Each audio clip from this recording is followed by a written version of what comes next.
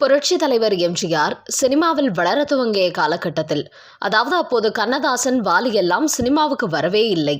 அந்த சமயத்தில் பிரபலமான பாடலாசிரியராக இருந்தவர் உடுமலை நாராயணன் கவி. அந்த காலத்திலேயே பாடல்களை எழுதி கொடுத்தால் இசையமைப்பது அல்லது இசையமைத்த மெட்டுகளுக்கு பாடல் எழுதுவது என இரண்டு வகையாக கவிஞர்கள் பாடல்களை எழுதினார்கள். இதில் உடுமலை நாராயணன் கவி பாடல்களை எழுதி கொடுத்து விடுவார். அதற்கேற்ப மெட்டு போட்டு இசையமைத்துக் கொள்ள வேண்டும். அப்படி பிஸியான கவிஞராக இருந்த அவர் எம்.கே. தியாகராஜ பாகவதர், கலைவாணர், என்.எஸ். கிருஷ்ணன் போன்ற ஜாம்பவான்களுக்கு தொடர்ந்து பாடல் எழுதி வந்தார். இந்த சமயத்தில்தான் அவரிடம் பாடல் எழுதுவதற்கு உதவியாளராக சேர்ந்தார் மருதகாசி. கிராமத்தில் 13 ரூபாய் சம்பளத்தில் முன்சீப்பாக இருந்து கொண்டு பல ஊர்களுக்கு சென்று நாடகங்களுக்கு பாடல் எழுதி கொண்டிருந்தார் மருதகாசி. அந்த சமயத்தில் பிரபல பின்னணி பாடகர் திருச்சி லோகநாதன் அமைத்த மெட்டுகளுக்கு எல்லாம் மருதகாசி தான் பாடல் எழுதியிருந்தார். அந்த பாடல்களை எல்லாம் மாடர்ன் தியேட்டர்ஸ் அதிபர் தயாரிப்பாளர் சுந்தரத்திடம் பாடி காண்பித்தார். மெட்டுக்கு இவ்வளவு தெளிவாக பாட்டு எழுதியவர் யார் என்று சுந்தரம் விசாரிக்க அவரிடம் மருதகாசியை பற்றி கூறியிருக்கிறார்கள்.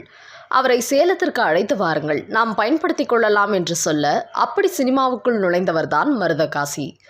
சினிமாவிற்கு வந்துவிட்டாலும் அவர் உடுமலை நாராயணன் கவியின் தீவிர ரசிகராக இருந்தார். அதனால் அவரிடம் உதவியாளராக சேர்ந்து விட்டார்.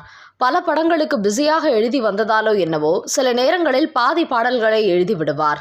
மீதி பாடல்களுக்கு அந்த சிச்சுவேஷனுக்கு ஏற்ற வரிகள் டக்கென அவரது மனதில் தோன்றாது. அப்போது அவருக்கு யோசிக்க நேரமும் கொடுக்காமல் தயாரிப்பாளர் தரப்பிலிருந்து அழுத்தம் கொடுப்பார்கள்.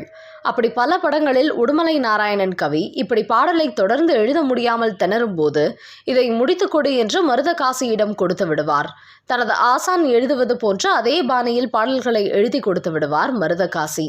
ஆனால் மருதகாசிக்கு என்ற பாடல்கள் எழுதுவதில் தனி ஸ்டைல் இருக்கிறது. இந்த இடத்தில் இன்னொரு விஷயத்தையும் சொல்லி ஆக வேண்டும். புரட்சி தலைவர் எம்ஜிஆர் நடித்த விவசாயி படத்தில் கடவுள் என்னும் முதலாளி கண்டெடுத்த தொழிலாளி விவசாயி என்கிற சூப்பர் ஹிட் பாடலை எழுதியவர் இவர்தான். இன்னொரு விஷயம் சொன்னால் ஆச்சரியப்பட்டு போவீர்கள். மனுஷனை மனுஷன் சாப்பிட்றாண்டா தம்பி பயலே என்று தாய்க்கு பின் தாரம் படத்தில் எம்ஜிஆர் பாடிய காலத்தால் அழியாத ஒரு பாடல் இடம்பெற்றிருந்தது. உங்களுக்கெல்லாம் தெரியும். இந்த பாடலை கேட்டதுமே சபாஷ், பட்டுக்கோட்டை கல்யாண சுந்தரம் எம்ஜிஆருக்கு என்னமா சூப்பரா பாடல் எழுதியிருக்கிறார் என்றுதான் பலரும் சொல்வார்கள். ஆனால் இந்த பாடல் மருதகாசி எழுதியது. இப்படி மருதகாசி எழுதிய பல பாடல்கள் பட்டுக்கோட்டை கல்யாண சுந்தரத்தின் பாடல்களாக தவறுதலாக இப்போது வரை சொல்லப்பட்டு வருவது உண்டு. அதே போல இவர் எழுதிய பல பாடல்கள் கண்ணதாசன் தான் எழுதினார் என்றும் சொல்லப்பட்டு வருவது உண்டு. இப்படிப்பட்ட திறமை கொண்ட இவரை காசி அண்ணன் என எம்ஜிஆர் அன்புடன் அழைக்கும் அளவுக்கு எம்ஜிஆரின் மிக நெருக்கமான பாடலாசிரியராக மாறியதே ஒரு சுவையான சம்பவம்தான். இன்னும் சொல்லப்போனால் தனது ஆசானுக்கு சிஷ்யனே ஆப்பு வைத்த சம்பவம் என்று கூட சொல்லலாம். அப்போது எல்லாம் உடுமலை நாராயணன் கவி தான் எழுதும் பாடல்களை கொடுத்து மெட்டமைக்க சொல்வார் இல்லையா? அப்படி சில நேரங்களில் இசையமைப்பாளர்கள் மெட்டு போட்டு கொடுத்தால் அதற்கு பாடல் எழுத என் சிஷ்யன் மருதகாசி இருக்கிறான் என அவரை வைத்து எழுத சொல்லிவிடுவார். ஆனால் பெரும்பாலும் இந்த பாடல்கள் உடுமலை நாராயணன் கவியின் பெயரிலேயே வந்துவிடும் என்பதால் மருதகாசியின் பெயர் வெளியே தெரியாமலேயே போய்விட்டது.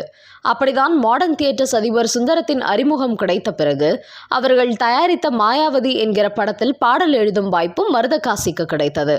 அந்த சமயத்தில்தான் மாடர்ன் தியேட்டர்ஸ் எம்ஜிஆரை வைத்து அலிபாபாவும் 40 திருடர்களும் என்கிற படத்தை தயாரித்தனர். இந்த படத்திற்கு சுசர்லா தட்சணாமூர்த்தி என்பவர் இசையமைத்தார். வழக்கம் போல இந்த படத்திற்கு உடுமலை நாராயண கவியை தான் பாடல் எழுத ஒப்பந்தம் செய்யப்பட்டார். அப்போது இசையமைப்பாளரிடம் இதில் எத்தனை பாடல்கள் மெட்டுக்கு பாட்டு எழுத வேண்டும், எத்தனை பாடல்களை நான் எழுதி தந்து நீங்கள் மெட்டு போடப் போகிறீர்கள் என கேட்டுள்ளார்.